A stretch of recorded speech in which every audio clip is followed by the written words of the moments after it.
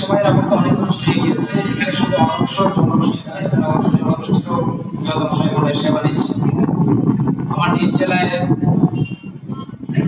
গত বছরের শেষের দিকে এক চিকিৎসক দম্পতি তাদের পারিবারিক বিরোধে লিগ্যাল এইড অফিসের মাধ্যমে নিষ্পত্তি করেছে।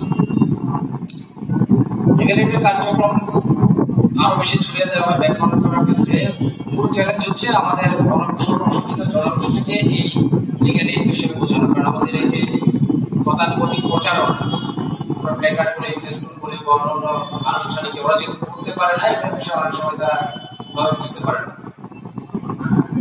এই জায়গাটা কিভাবে ওভারকাম করা যায় আমাদের চিন্তা করতে হবে। রাষ্ট্র যেহেতু অনগ্রসর জনগোষ্ঠীকে লিগ্যাল এইড দেওয়ার দায়িত্ব নিয়েছে, এটাতে রাষ্ট্রকে নিশ্চিত করতে হবে তাদের একদম দোরগোড়ায় যেন সেখানে পৌঁছায়। কুমিল্লার প্রত্যন্ত অঞ্চল থেকে একজন বিচার প্রার্থীর কোর্টে আসা যাওয়া এ নিয়ে তার সারাদিন লেগে যাবে। এমন জায়গা আছে 3 ঘন্টা 4 ঘন্টা তার লাগবে। তার এই আসা যাওয়ার খরচ, তার এই যে এখানে আপ্যায়ন ব্যয়, এগুলো কে মেটাবে? তার তো নিজের দিনে খাওয়ারই অবস্থা।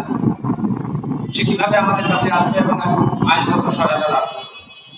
কুমিল্লার জনগোষ্ঠী 65 লাখের অধিক, এখানে 17টি উপজেলা রয়েছে।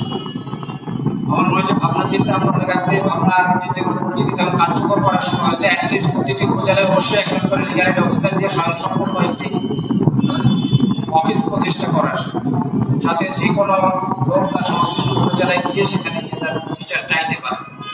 জেলা সদরে বসে একজন লিগ্যাল এইড অফিসারের পক্ষে বিকল্প পদ্ধতিতে বিরোধ নিষ্পত্তি করা, এটা নিয়ে কাজ করা কষ্ট করে বাস্তবায়ন করতে অসম্ভব।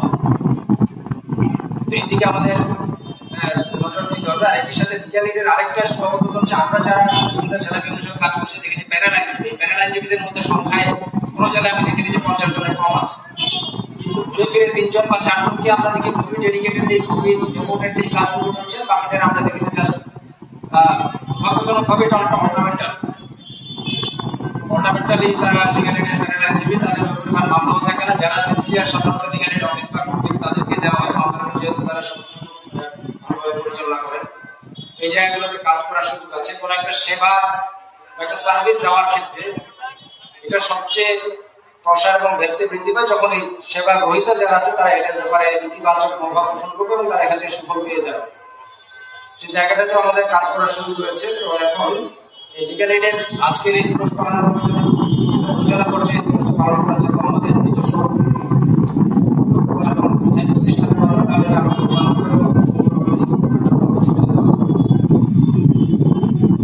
আজকের আয়োজনের জন্য আমি ধন্যবাদ জানাচ্ছি। এখানে যারা লিগ্যাল এইড আমাদের নির্দেশনা এবং